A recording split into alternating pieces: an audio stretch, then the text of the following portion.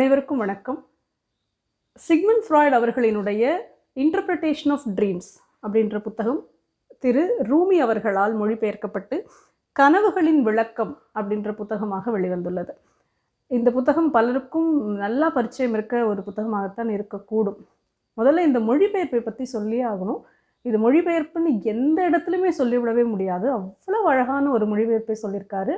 சொல்லப்போனால் அவர் அப்படியே மொழிபெயர்க்காமல் அந்த மொழிபெயர்ப்பினுடைய கருத்துக்களை மட்டும் எடுத்து தேவையில்லாதது எல்லாத்தையும் எடுத்து தூக்கி போட்டுட்டு வெறும் சாரத்தை மட்டும் நமக்கு ரொம்ப அழகான ஒரு புத்தகமாக படிக்கிறதுக்கு எந்த இடத்துலையுமே தங்குதடை இல்லாத ஒரு எழுத்தாக அதை மாற்றி நமக்கு கொடுத்துருக்காரு. அந்த வகையில் நாம் நாகூர் ரூமி அவர்களுக்கு இந்த இடத்தில் நன்றி தெரிவிக்க வேண்டும். சிக்மண்ட் ஃப்ராய்ட் இந்த கனவுகளை குறித்த பொதுவாகவே நமக்கு பல்வேறு விஷயங்கள் கனவுகளை குறித்து தோன்றிக்கொண்டே இருக்கும். எப்போதுமே கனவுகள் என்பது பெரும்பாலும் சமயங்கள் சார்ந்து மதங்கள் சார்ந்து தான் நமக்கு வழி நடத்திட்டே இருந்திருக்கு காலந்தோறும். அப்போ அதை குறித்து பல புத்தகங்கள் வந்திருந்தாலும் கூட அறிவியல் சார்ந்த புத்தகங்களின் மேல் நமக்கு ஒரு ஈர்ப்பு உண்டு. அப்படிப்பட்ட ஒரு ஈர்ப்பு தான் இந்த சிக்மண்ட் ஃப்ராய்டினுடைய இந்த கனவுகளின் விளக்கம் அப்படின்ற புத்தகத்தை குறித்து இருக்குது அப்படின்னு நான் நினைக்கிறேன். ஆனால் அறிவியலும் கூட கால மாற்றத்திற்கு ஏற்ப மாறிக்கொண்டே தான் இருக்கும். அப்போ அவர் வாழ்ந்த காலகட்டத்தில் கண்டுபிடித்த கண்டுபிடிப்புகள் இப்போது பல கேள்விகளை, இப்போது இல்லை சொல்லப்போனால் அவர் வாழ்ந்த காலகட்டத்திலேயே பல கேள்விகளை எழுப்பியிருக்கு. அதனால் பல விமர்சனங்களை ஏற்படுத்தியிருக்கு. அப்போ இப்போ கேட்கவே வேணாம். இதில் இருக்க பல விஷயங்களை நம்மால் ஏற்றுக்கொள்ளவே முடியவில்லை. நம்மால் ஏற்றுக்கொள்ள முடியாததெல்லாம் தவறு என்ற பொருளும் அல்ல. அப்போ அதை தொடர்ந்து ஆராய்ச்சி செய்து அது உண்மை என்ன அப்படின்னு கண்டுபிடிக்க வேண்டிய அவசியமும் இருக்கு. ஃப்ராய்ட் அவர்கள் பல்வேறு விஷயங்களை குறித்து இந்த புத்தகத்தில் பேசியிருக்கார். கனவுகள் என்பது எங்கேருந்து வருது அப்படின்றதெல்லாம் பொதுவாகவே நான்லாம் நினச்சிட்டு இருந்தேன், நல்ல தூக்கத்தில் தான்ப்பா கனவு வரும் அப்படின்னு நினச்சிட்டு இருந்தேன். ஆனால் அது உண்மை அல்ல அப்படிங்கிறாரு. என்னென்னா விழிப்பொலிக்கு பக்கத்தில் இருக்கும்போது தான் கனவு வரும். எடுத்துக்காட்டாக சொல்லணுன்னா, ரொம்ப உப்பு இருக்க ஒரு பதார்த்தத்தை நம்ம சாப்பிட்டோம் அப்படின்னு சொன்னால் நைட்டில் தண்ணி தாகம் எடுக்கும். அந்த தண்ணி குடிக்கிறதுக்காக நம்ம எழுந்திருக்க முற்படுவோம். அந்த நேரத்தில் கனவாக அது மாறும். அப்போ அதில் தண்ணி சம்மந்தப்பட்ட கனவுகளாக இருக்கலாம், இல்லை அதில் நம்ம தண்ணி குடிச்சிட்டு இருக்க மாதிரி இருக்கலாம். அப்படி எந்த கனவு வேணால் வரலாம் அப்படின்னு ஒவ்வொரு கனவுகளையும் அவர் விளக்குகிறார். அதில் இப்போ யானையை கண்டா கனவுல கண்டா இதுதான் விஷயம், பூனையை கண்டா இதுதான் விஷயம் அப்படின்லாம் சொல்லாமல் அது பல்வேறு குறிப்புகளை உணர்த்துவதாக பல விஷயங்களையும் தெரிவிக்கிறார். அதில் சில விஷயங்களை ஏற்றுக்கொள்ளவே முடியவில்லை அப்படின்னு நான் முன்னாடி சொல்லியிருந்தேன். அதில் முக்கியமான விஷயம் என்ன அப்படின்னு சொன்னால், மனிதனுடைய எல்லா செயல்பாடுகளும் அவனுடைய பால் உணர்வு சார்ந்தே இருக்கிறது அப்படின்றத சொல்கிறார். அதில் குறிப்பாக ஒரு பச்சை குழந்தை அவங்க அம்மாவுடைய மார்பில் பால் குடிக்குது அப்படின்னு சொன்னால் அது பசிக்காகவோ இல்லை பாசத்துக்காகவோ பால் குடிக்கல, அது பால் உணர்வு சார்ந்து காம உணர்வு சார்ந்து தான் அந்த குழந்தை பால் குடிக்குது அப்படின்னு சொல்கிறத எந்த வகையில் ஏற்றுக்கிறது அப்படின்னே தெரியல. அதே போல தான் இந்த பால் உணர்வை முதல் முறையாக ஒரு தாய்கிட்ட இருந்து தான் பிள்ளை கற்றுக்குது அப்படின்றதும், அதே போல் வெறுப்பை தந்தைக்கிட்ட இருந்து தான் கற்றுக்குது அப்படின்ற மாதிரியான விஷயங்களை சுத்தமாக எந்த கிரவுண்டில் ஏற்றுக்கணும்னு தெரியல. ஆனால் அவருடைய ஆரம்ப காலகட்ட ஆராய்ச்சியில் சொன்ன விஷயங்களை அவரே கூட அவருடைய பிற்பகுதியில் மறுத்திருக்காரு. அல்லது மற்ற காரணிகளும் கூட இருக்கலாம், வெறும் பாலுணர்வு மட்டும் காரணம் அல்ல அப்படின்ற ஒரு விஷயத்தையும் கூட அவர் சொல்லியிருக்காரு அப்படின்றது மிக முக்கியமான ஒன்று. இந்த கனவுகளை பற்றி சொல்லும்போது கனவுகள் என்பதற்கு இலக்கணம் கிடையாது, இலக்கணம் அற்றது, இலக்கணம் மீறியதல்ல, இலக்கணம் அற்றது கனவு என்பது. கனவுன்றது எப்படி வேணால் வரும் அப்படின்னு சொல்கிறார்.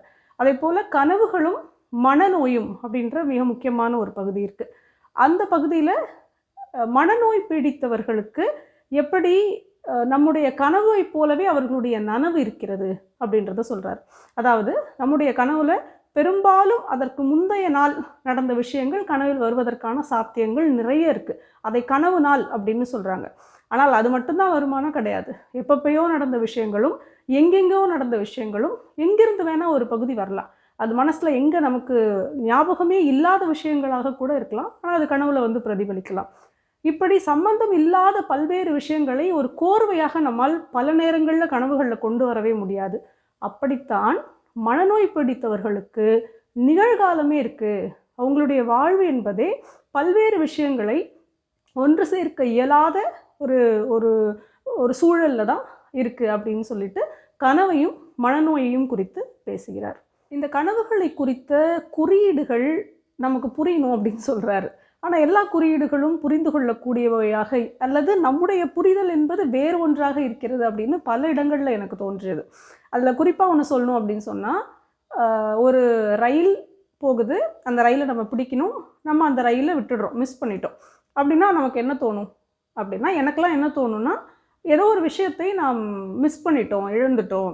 அது மனிதராக இருக்கலாம் அல்லது ஒரு பொருளாக இருக்கலாம். அப்போ ட்ரெயினை விட்டுட்டோம், ட்ரெயினை மிஸ் பண்ணிட்டோம் அப்படின்ற அந்த கான்செப்ட்டு ஏதோ ஒன்று நம்ம மிஸ் பண்ணிட்டோம், இவ்வளோ தான் எனக்கு புரியும். ஆனால் அவர் என்ன சொல்கிறாரு அப்படின்னா, ரயில் என்பது மரணம் அப்படின்னு சொல்கிறாரு. அதாவது நம்முடைய மரணத்திலிருந்து நம்ம தப்பிச்சிட்டோம் இந்த நேரத்துக்கு, அல்லது நம்முடைய மரணத்தை தள்ளி வச்சிட்டோம் அப்படின்னு சொல்கிறாரு. அப்போ ரயில் என்பது மரணத்தினுடைய குறியீடா அப்படின்னு சொன்னால், வாகனங்கள் எல்லாமே மரணத்தின் குறியீடாக இருக்கலாம், அதே போல் ரயிலும் இருக்கலாம் அப்படின்னு சொல்கிறாரு. இது எப்படின்னு எனக்கு தெரியல. இப்போ இந்த குறியீடுகள் ஒருத்தருக்கும் மாறும். அதாவது பொதுத்தன்மையான குறியீடுகள் அப்படின்னு சிலவற்றை சொல்கிறாரு இந்த ரயில் மாதிரி. அதில் ரொம்ப பர்சனலான குறியீடுகளும் இருக்குது. அதுக்கு என்ன எடுத்துக்காட்டு அப்படின்னு சொன்னால், இப்போ நம்ம ஒரு ஊருக்கு போகிறோம். இப்போ அந்த ஊரில் எனக்கு ஒரு கசப்பான நிகழ்வு இருக்குது அப்படின்னு சொன்னால், அந்த ஊர் என்னுடைய கனவில் வந்தால் அது எனக்கு மட்டும்தான் கசப்பான உணர்வு, அது உங்களுக்கு வரும்போது அது கசப்பான உணர்வு அல்ல. அப்படி பர்சனலைஸ்டான விஷயங்களும் அதில் இருக்குது அப்படின்னு கனவினுடைய குறியீடுகள் குறித்து பேசுகிறாரு. இதில் கனவு ஒரு விருப்ப நிறைவேற்றமாக இருக்கலாம். எதெல்லாம் நமக்கு நடக்கணும் வாழ்க்கையில் அப்படின்னு நினச்சிட்டு இருக்கோமோ அது சில நேரங்களில் கனவுகளாக வரலாம். அப்படி இல்லைன்னா நமக்கு வாழ்க்கையில் எதெல்லாம் தேவையே இல்லையோ அந்த கழிவுகளை நீக்குவதாக அது கனவுல அது திருப்பி காணாமல் போயிடலாம். அல்லது நமக்கு நடக்க வேண்டிய எதிர்காலத்தை சொல்வதாக கூட கனவுகள் இருக்கலாம் அப்படின்னு பல்வேறு விஷயங்களை குறித்து பேசுகிறார். கனவுகள்லாம் எப்படி வருது அப்படின்றத 2 விஷயமா சொல்கிறார். ஒன்று புற உணர்வு தூண்டுதல், இன்னொன்று உள்ளுறுப்பு உணர்வு தூண்டுதல் அப்படின்ற 2 விஷயமாக சொல்கிறார். இந்த புற உணர்வு தூண்டுதல் அப்படின்னும் போது நம்ம தூங்குகிற பொசிஷன், அந்த போஸ்டரில் கையை எப்படி வச்சுருக்கோம், கால் எப்படி வச்சுருக்கோம், உடலை எந்த வாகில் வச்சுருக்கோம், ஒரு வேளை நம்ம குளிரில் தூங்கிட்டு இருக்கோமா, இல்லை பக்கத்தில் ஒரு கொசுவத்தி காயில் எரிஞ்சிட்ருக்க அந்த புகை வரும்போது நம்ம ஒரு புகை மண்டலத்தில் இருக்கிறதா இருக்கலாம், இல்லை அந்த நெருப்பில் இருக்கும்போது அந்த நெருப்பு படும்போது அந்த சூடு படும்போது எங்கேயோ ஒரு தீப்பிடிக்கிற ஒரு காட்டில் இருக்கிற மாதிரி இருக்கலாம், இல்லை ஒரு தண்ணியோட ஒரு சொட்டு நம்ம காலில் பட்டுச்சு அப்படின்னா நம்ம ரொம்ப ஒரு குளிர் பிரதேசத்தில் இருக்கிற மாதிரி உணரலாம். இப்படி நம்முடைய புற உணர்வு தூண்டுதல்களை வச்சு நம்முடைய கனவு வருவதற்கான சாத்தியம் இருக்குது. அடுத்தது உறுப்பு உணர்வு தூண்டுதல்.